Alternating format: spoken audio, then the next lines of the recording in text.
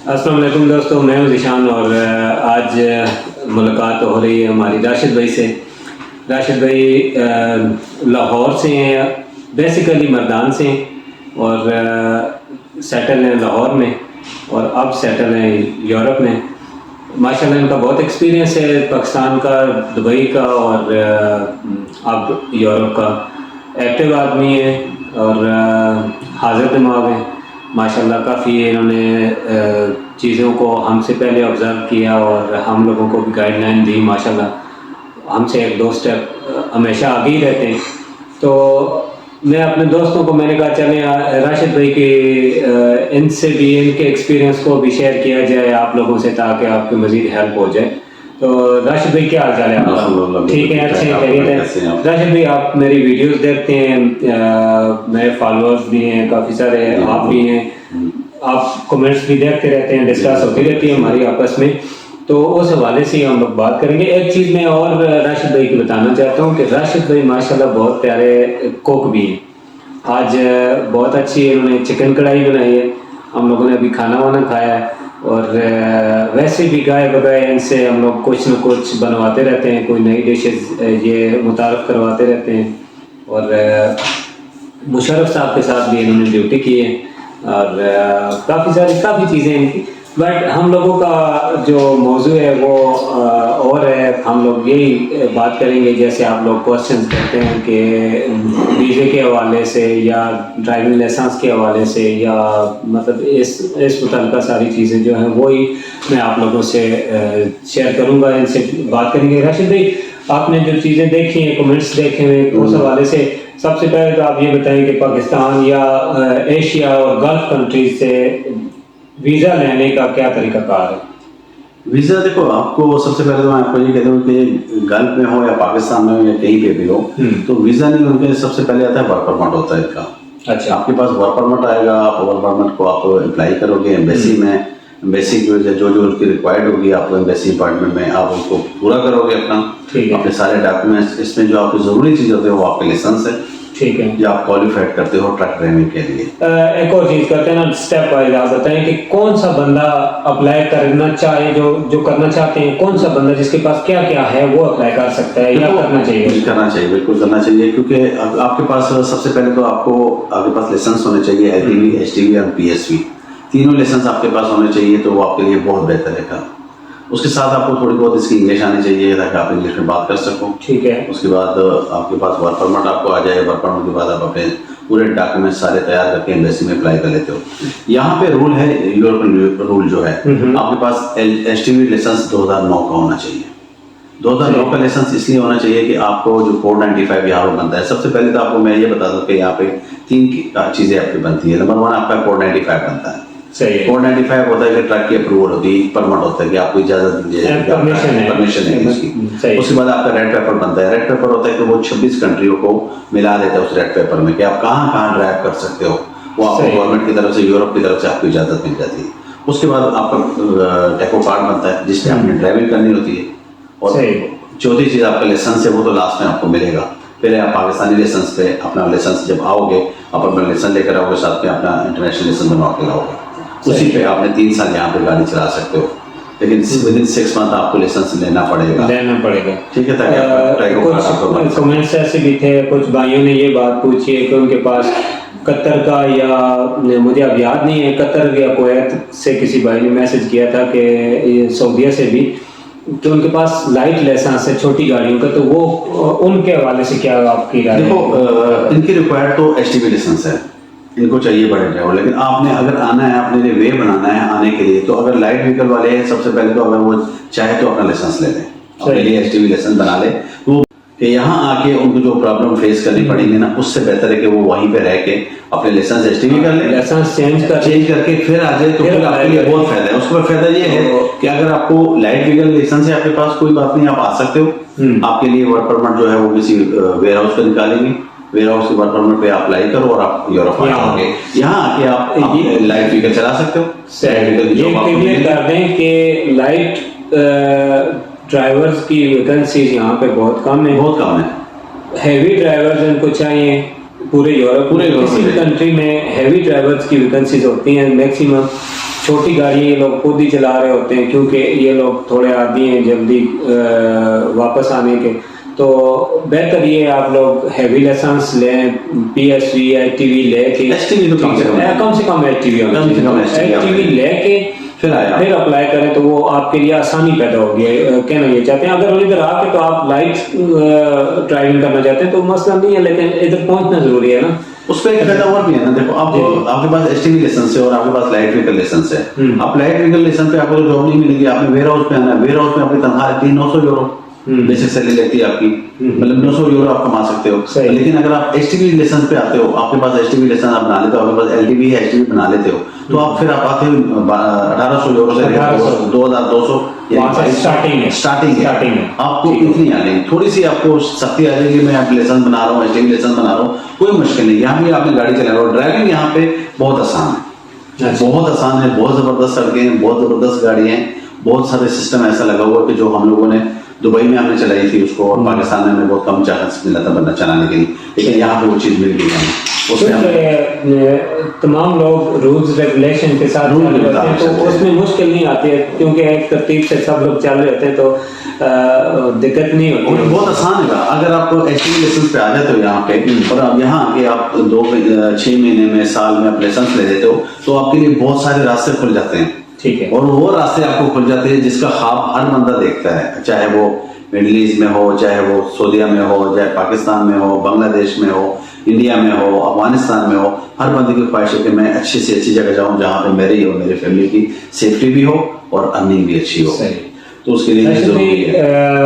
Embassy के हवाले से भी बहुत सारे दोस्तों ने पूछा है कि अम्बेसी में जाके क्या, मैं भी इस कंफ्यूजन में था कि कभी कि यार अम्बेसी पता नहीं अंदर जाके कैसी होगी, कहाँ क्या करना होगा पता नहीं, और क्या आंसर क्वेश्चन होते हैं, और आपके साथ क्या हुआ? ये बिल्कुल सही बात है। ये एक ऐसी चीज होती है कि जैसे आप कहते हैं कि आपका इम्तिहान है सुबह, किसी भी चीज पे टेस्ट का नाम जब आ जाता है, अगर मेरा एक्सपीरियंस 27 ईयर्स का है ड्राइविंग का, 95 से मैं गाड़ी चला रहा हूँ और 27, लेकिन आज भी अगर मुझे कभी कहा जाता है कि आप कल सुबह आपका टेस्ट है, तो मैं थोड़ा कंफ्यूज हो जाऊंगा।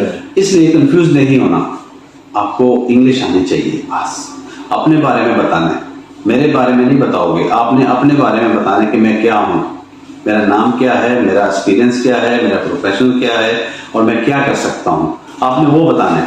कभी कि किसी के बारे में उसने आपसे कमेंट्स नहीं लेना कि वो दूसरा बंदा है उसके बारे में बताओ।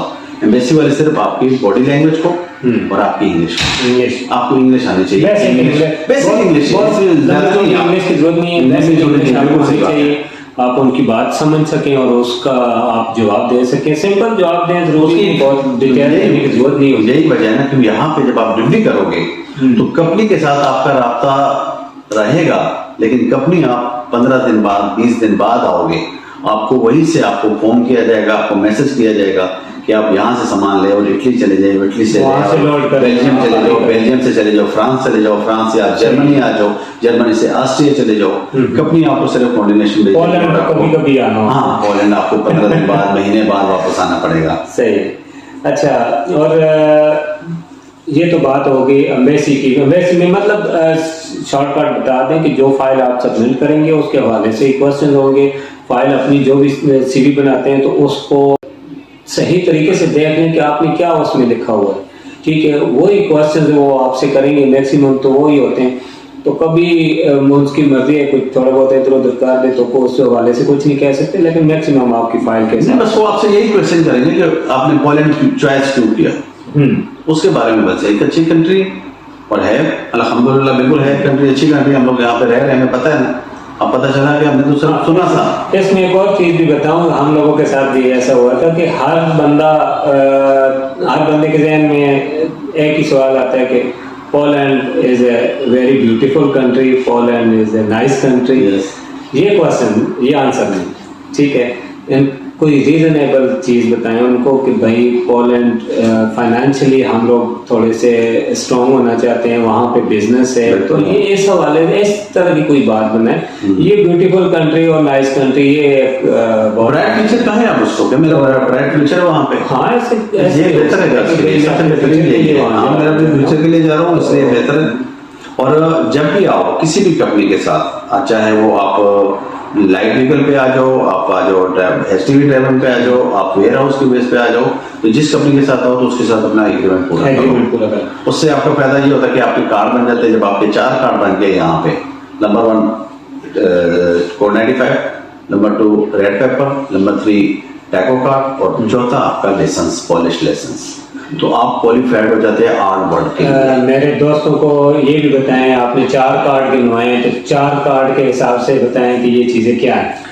नंबर 1 आपका जो पहले आपने शुरू में मैंने आपको बता दिया था कि आपका कोड 95 अप्रूवल होता है, आप परमिशन होती है कि आप गाड़ी ट्रक चला सकते हो। ठीक है, वो आपका कार्ड उसको वो भी 95 कहते हैं। ठीक है, वो आपके पास होना चाहिए। उसके बाद रेड पेपर होता है। रेड पेपर में ये 26 कंट्रियों की इजाजत होती है पूरी, कि आप यहाँ पे आपको जब पुलिस रोकेगा तो आपसे वो पुलिस वाला आपसे लाइसेंस नहीं मांगेगा, आपसे रेड पेपर मांगेगा कि मुझे रेड पेपर दो, यू मुझे रेड पेपर। आप रेड पेपर दिखाते हो, उसमें आपका नाम, आपका पासपोर्ट नंबर, आपका लाइसेंस नंबर, सब कुछ उसके अंदर है। वो आपसे कोई और चीज नहीं मांगेगा। उसके बाद टैको कार्ड मांगेगा, जिसपे आप ड्राइविंग कर रहे हो। वो आपको चेक करेगा कि आपने कभी ज्यादा गाड़ी तो नहीं चलाई, 8 घंटे से ज्यादा गाड़ी तो आपने नहीं चलाई, आपके ऊपर कभी ज्यादा बोझ तो नहीं हुआ, या आप जब खुदा ना खासा कभी एक्सीडेंट हो जाए तो कभी भी पुलिस आपसे नहीं पूछेगी कि आप कैसे हो क्या नहीं। वो आपका टैको कार्ड चेक करेगा कि ये पिछले 5 घंटे से या 10 घंटे से गाड़ी चला तो नहीं रहा था जिसकी वजह से एक्सीडेंट हुआ। वो पूरे तह तक पहुंचे। ये तीसरा चीज, चौथा आपका पॉलिश लाइसेंस है, यानी यूरोपियन लाइसेंस जब आपके पास आ जाए तो आप पाकिस्तान में नहीं, दुनिया में किसी भी कंट्री में आप जाना चाहते हो तो आप जा सकते हो, आपके लिए अप्रूवल हो जाती है, रिक्वायर्ड हो जाती है। चले टैको भी हो गया, रेड पेपर भी कंपनी बना के देती है, वो भी है। लाइसेंस जो है सॉरी टैको कंपनी बना के देती है, रेड पेपर भी तकरीबन कंपनी बना के देती है, कोड 95 भी कंपनी बना के देती है। और लाइसेंस का प्रोसीजर क्या है? लाइसेंस का प्रोसीजर है कि हमारे पाकिस्तान को उन्होंने 2009 का लाइसेंस जो होता है, जिस तरह हमारा कोड 95 जल्दी बन जाता है, इसी तरह हम पाकिस्तानियों के वो कन्वर्ट हो रहे हैं, यहाँ पे कन्वर्टिंग हो रही है। सही। आप जाते हो, आप अपना सारा कुछ उनके साथ चले जाते हो, लाइसेंस ब्रांच में जमा करा लेते हो, लाइसेंस ब्रांच वाले हमारे एम्बेसी में, हमारे पाकिस्तान में वेरिफिकेशन के लिए भिजवा देते हैं कि वो जब वहाँ चले जाते हैं, वहाँ से पाकिस्तान से एम्बेसी से पाकिस्तान से वेरिफिकेशन वापस आती है, वो बताते हैं कि हाँ जी ये लाइसेंस ओरिजिनल है। ये शर्त है कि ये लाइसेंस ओरिजिनल है, ये होना चाहिए, वो ये होना चाहिए, ये होना चाहिए, ये आप ओरिजिनल लाइसेंस होना चाहिए, वो किस कंट्री के भी हो, चाहे वो उसके वो चेंज हो जाते हैं, चाहे वो दुबई का लाइसेंस हो, एसटीवी पीएसवी कन्वर्ट हो जाएगा, सऊदीया का हो कन्वर्ट हो जाएगा, कतर का हो कन्वर्ट हो जाएगा, मस्कत का हो कन्वर्ट हो जाएगा, सबका होगा। लेकिन अगर आपको पढ़े लिखे हो, आपने मैट्रिक किया हुआ है, एफए किया हुआ है, तो टेस्ट भी दे सकते हो। यहाँ पे प्रैक्टिकल टेस्ट नहीं है, सिर्फ थ्योरिटिकल टेस्ट है। थ्योरिटिकल टेस्ट में आप लाइसेंस ले सकते हो। ठीक हो गया। अच्छा, ये बातें भी होगी। वैसे अपनी तरफ से क्या एडवाइस करेंगे मेरे दोस्तों को, क्योंकि ये एक लंबा प्रोसीजर होता है यूरोप का। जब भी अप्लाई करते हैं तो ये कुछ हफ्तों या दिनों का काम नहीं होता है, मैक्सिमम टाइम लगता है इसमें। तो क्या आपका इस हवाले से क्या कहेंगे, मतलब कितना टाइम एक्सपेक्ट कर सकते हैं मेरे दोस्त, ठीक है, अप्लाई करने के बाद? क्योंकि सबको जल्दी होती है, ये नफ्सियात है, हर बंदा कोशिश करता है कि यार जल्दी हो जाए जाऊं, लेकिन एक्चुअल में कितना टाइम चाहिए इसके लिए? सबसे पहले तो यह है कि जब तक आपका किस्मत, आपकी दाना पानी आपका यहाँ पे लिखा होगा तो तब उसकी भी होती है। लेकिन मैं तो ये कहूँगा कि आप पाकिस्तान से बाहर हो, सऊदीया में हो, दुबई में हो, कतर में हो, मस्कत में हो, आउट ऑफ पाकिस्तान, उस पर यह फायदा हो जाता है कि वहाँ पे आपको एम्बेसी से अपॉइंटमेंट जल्दी मिल जाती है। सही है। आपको 2 महीने लग जाते हैं वर्क परमिट आने में। वर्क परमिट आने में 2 महीने लगते हैं। उसके बाद जब आप अप्लाई कर लेते हैं, अपॉइंटमेंट के लिए अप्लाई कर लेते हो एम्बेसी में, तो एम्बेसी में पाकिस्तान में रश होने की वजह से वहाँ पे अपॉइंटमेंट बहुत जल्दी नहीं मिलती। इसीलिए अगर आप पाकिस्तान से बाहर हो गए, सऊदीया या कतर या कहीं भी, और मिडिल ईस्ट में हो जाओ या किसी भी आप तुर्की में हो, कहीं पे भी हो, तो वहाँ आपकी अपॉइंटमेंट जल्दी निकल आती है। 15 डेज से लेकर 3 मंथ के अंदर आपका वहाँ पे अपॉइंटमेंट निकल आती है। नहीं, काम 2 महीने आपके वर्क परमिट पे लगते हैं, ठीक है, 3 महीने आपके एम्बेसी में लगते हैं। तो ये आप अपना माइंड जो है वो 6 मंथ या 8 मंथ को बना के रख सकते हो, इससे गलती नहीं। अगर कोई कहे आपको जी कि मैं आपको 2 महीने में भिजवा दूंगा, तो ये गलत है। क्योंकि वर्क परमिट आपका 2 महीने से पहले निकलता नहीं। हम लोग तो अब यहाँ रह रहे हैं, हमें पता चल रहा है, हमें पता चल गया इसका वर्क परमिट जो है सिर्फ वर्क परमिट नहीं होता ना, इसके साथ एक वर्क परमिट होता है, साथ में इसके बाद एग्रीमेंट पेपर होता है, उसके बाद कंपनी के लाइसेंस होते हैं, उसके बाद आपका गारंटी पेपर होता है, आपका कम्युनिकेशन लेटर होता है, आपका मेडिकल होता है। ये 7 से 10 पेपर होते हैं। ड्राइवर के लिए 7 पेपर होते हैं और जो वेयर हाउस में काम करते हैं उसके लिए 10 पेपर होते हैं। ये इस तरह की ग्रुप सारी चीजें होती हैं। अगर वो आपके पास आ जाए तो ये आपके वो पूरे पेपर आएंगे, तब आपको इधर आना पड़ेगा ना, आप आ सकते हैं। हाँ, काफी सारा यहाँ भी प्रोसीजर और आपके पास के बस आपने सीवी और पासपोर्ट और 2 तस्वीरें दे दी और इसमें आपके पास देखो लाइसेंस, ड्राइविंग लाइसेंस की वेरिफिकेशन, इंटरनेशनल लाइसेंस और 1 पेज वाली आपकी सीवी होनी चाहिए और पासपोर्ट पूरा स्कैनिंग होना चाहिए। ये ड्राइवर के लिए रिक्वायर्ड है यहाँ पे। और उसके बाद हैवी ड्राइवर्स के लिए, उसके बाद जब आपका अपार्टमेंट में जाना है तो आपने अपना FRC फॉर्म, करेक्टर सर्टिफिकेट है, अपना लाइसेंस की वेरिफिकेशन, ये जो 5 चीजें वो भी, और आपने अपने वालिदैन की आपका जो FRC फॉर्म होगा और अपना होगा। शादीशुदा बनने के लिए 2 FRC लगेंगी, मतलब एक उसके पेरेंट्स की तरफ से जो FRC होगी और एक उसकी अपनी फैमिली जो है उसकी FRC लगेगी। तो 2 FRC वो लगेंगी, पिक्चर्स होंगी, आपके पासपोर्ट कॉपीज होंगी, आपकी सनद होगी, जो आपने पढ़े आपके पास जो सनदे हैं वो आपके पास होनी चाहिए। उसके बाद आपके पास जहाँ पे आपने काम किया तो वहाँ का एक्सपीरियंस लेटर होना चाहिए।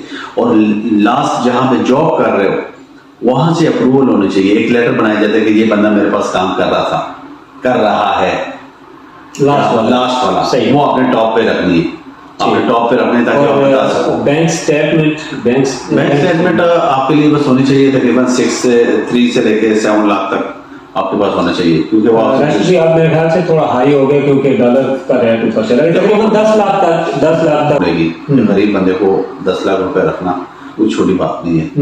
और जिनका काम होता है तो मैं तो ये कहता हूँ अगर किसी ने 12 लाख में रखा हो तो उसका अगर नहीं होता उसकी वजह से नहीं हो सकता है। मैंने ये भी देखा कि 3 लाख रुपए वाला बंदा भी मेरे साथ आया, 5 लाख वाले उसने बैंक में अकाउंट में रखे वो भी मेरे साथ आया।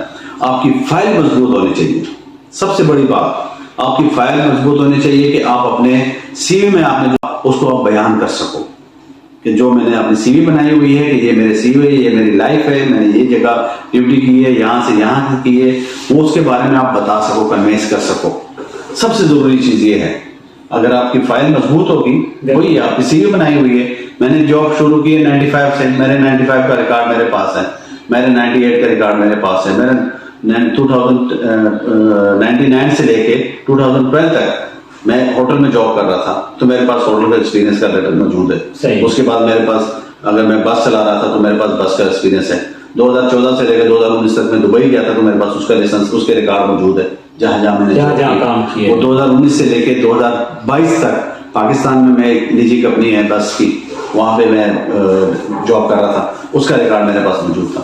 तो आपके पास आपकी सीवी के मुताबिक आपका हर चीज अप्रूव होनी चाहिए, सबूत होना चाहिए। सही है। और करना बहुत आसान है। मुख्तसरन ये बता दें कि यहाँ पहुँच के यहाँ की ड्राइविंग और यहाँ की लाइफस्टाइल क्या है, आपकी लाइफ यहाँ आके कैसी हो जाती है? देखो जो बंदे ने अगर दुबई या सऊदी गुजारा हो तो उनके लिए तो कोई प्रॉब्लम नहीं है, क्योंकि लेफ्ट हैंड वो भी वहाँ भी चलाते रहे, हम लोग यहाँ भी चलाते रहे। बस यहाँ पे उस तरह का मीट जहाँ पे हमें दुबई में या सऊदीया में मिलता है उससे हम थोड़े से महरूम हैं, क्योंकि हम पठानों को तो बस गोश्त ही सबसे ज्यादा अजीज होता है। कोई असल में ये है कि मुसलमान जो भाई है उनके लिए मुश्किल, बाकी जो हमारे दूसरे भाई हैं उनके लिए कोई मसला नहीं है, तो सब कुछ आसानी से मिल जाता है। हम लोग क्योंकि नहीं खा सकते, हलाल ही खाते हैं, तो हलाल थोड़ा मिलना मुश्किल है, लेकिन मिल जाता है। पोलैंड में मुसलमानों की तादाद बहुत कम है, जिसकी वजह से मतलब इस तरह की चीज़ें मिलनी थोड़ी मुश्किल हो रही हैं। खैर अब रुझान बढ़ता जा रहा है जैसे जैसे, और इन लोगों को भी पता चलता जा रहा है कि इनकी रिक्वायरमेंट्स क्या हैं, तो वो उसके हिसाब से हो रहा है। इंशाल्लाह जल्द ये चीज़ें भी अवेलेबल होंगी। अभी हम लोग भी मस्जिद से ही लाते हैं, जो मीट चाहिए होता है फ्राइडे को ही सिर्फ जाते हैं, वहाँ से लेके आते हैं और फ्रीज कर लेते हैं, बस वही चलता है। राशिद भाई, लास्ट में आपसे एक आपके हवाले से बात करता हूँ कि जैसे आपने जनरल परवेज मुशर्रफ साहब के साथ इन्होंने ड्यूटी की हुई है। वो हम होटल में थे, हम लोग अच्छा। होटल में थे, और जिस होटल के साथ ड्यूटी थी तो उनमें मैं फूड एंड बेवरेज में थे। अच्छा। तो फूड एंड बेवरेज के कुछ बंदे मखसूस हो जाते हैं कि भाई खास फंक्शन के लिए जाते हैं, तो उसकी वजह से मेरे वाले साहब आर्मी में थे, तो जिसकी वजह से मेरे सिलेक्शन होने में आसानी ये हो गई थी कि मेरा रिकॉर्ड ओके क्लियर था, सारा कुछ ओके था। ठीक है। तो उसने मुझे फूड एंड बेवरेज में उन्होंने चॉइस किया था। अच्छा, और आपको फिर मौका मिला। हम लोग फिर लाहौर से ही जहाँ भी जाते थे। ये खाने आपने वहां से बनाने सीखे? हाँ, ये मेरा शौक था बचपन से, नहीं बल्कि जब हम स्कूल लाइफ खत्म किया है उसके बाद जॉब शुरू हो गई, फिर दोस्तों में कहीं जाना है, आना है, खाना बनाना है, अलग अलग चीज को देखना है, ट्राई करनी। फिर जब होटल में जॉब कर ली तो एक 5 स्टार होटल में जॉब के बाद फायदा ये हो जाता है फूड एंड बेवरेज के कि आप हर टाइम किचन में रहते हो। तो हर टाइम किचन में, और हमारे साथ जो जितने भी शेफ हैं मजे मजे की डिश वो बना रहे होते थे, हम देख रहे होते थे। देखने के साथ आपको हर चीज, और अल्लाह ताला की तरफ से होता है कि कभी किसी के हाथ में टेस्ट होता है। तो कभी आए हमारे साथ, आपको इंशाल्लाह पाकिस्तान के लिए कोई भी चीज हो तो जो सी भी हो एवरीथिंग और बना के हम खिला सकते हैं, और बना के तरीका भी बता सकता हूँ। अच्छा। उसका आपको रेसिपी भी दे सकता हूँ फ्री। चलें इंशाल्लाह राशिद भाई की एक अच्छी सी जब डिश बना रहे होंगे तो वो वीडियो भी आपके साथ शेयर करेंगे इंशाल्लाह। राशिद भाई ने उसके अलावा बस सर्विस में कौन सी बस सर्विस में आपने? हमारे पाकिस्तान के रोड मास्टर जो कंपनी है, रोड मास्टर में माशाल्लाह इन्होंने काफी काम किया है, और 3 साल वहाँ पे 3 साल, और वहाँ से डायरेक्टली यूरोप में आए। तो एक अच्छी कंपनी थी जिसके लिए मैंने दुबई छोड़ना पड़ा। हाँ। मुझे दुबई से रिजाइन करके उस कंपनी के लिए जाना पड़ा। अच्छा। बहुत अच्छी कंपनी है वो। तो चलें जी, अल्लाह ताला उस कंपनी को मजीद इंशाल्लाह आगे बढ़ाए। हमारी दुआ है उस कंपनी के लिए। तो अल्लाह ताला आपसे काफ़ी बातें हुई, उम्मीद है मेरे दोस्तों को काफ़ी हेल्प हुई होगी आपकी बातों से, और नेक्स्ट भी इंशाल्लाह ताला आपसे कोशिश करेंगे नई जो मालूमात आपके पास आए तो आपसे शेयर करेंगे। वहाँ काफ़ी लोग, जो लोग आना चाहते हैं, शौक अलग चीज़ है, लेकिन मजबूरियाँ बहुत सारी हैं, अपनी फैमिली के लिए लोग डिपेंड करते हैं ना। तो इंशाल्लाह हम लोग मजीद भी आपसे डिस्कस करते रहेंगे। राशिद भाई दुआ में याद रखेंगे इंशाल्लाह हम सबको दुआ गो है, हमारे लिए भी दुआ करो, आपके लिए भी हम दुआ गो है कि हमारी कोई खिदमत अगर आप लोगों को चाहिए होगी हम हाजिर होंगे। जज़ाकल्लाह। बहुत शुक्रिया दोस्तों, पाकिस्तान जिंदाबाद। अल्लाह हाफ़िज़।